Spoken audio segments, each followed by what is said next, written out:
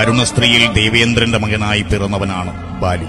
മഹിഷവേഷം പൂണ്ടുവന്ന കബന്ധന്റെ മസ്തകം കരം കൊണ്ട് പറിച്ചെറിഞ്ഞപ്പോൾ അത് മാതംഗാശ്രമത്തിൽ ചെന്ന് വീഴുകയും മഹർഷി ബാലിയെ ശപിക്കുകയും ചെയ്തു. ആ മലയിൽ ചെന്നാൽ തല പൊട്ടിത്തെറിക്കുമെന്ന്. അങ്ങനെ ബാലി കയറാ മലയുമുണ്ടായി. കബന്ധവൃത്താന്തമറിഞ്ഞ രാവണൻ ബാലിയെ ബന്ധിക്കുവാൻ ചെല്ലുന്നു. ഒടുവിൽ രാവണൻ ബാലിയുടെ വാലിന്മേൽ 12 കാലം തപം ചെയ്തു.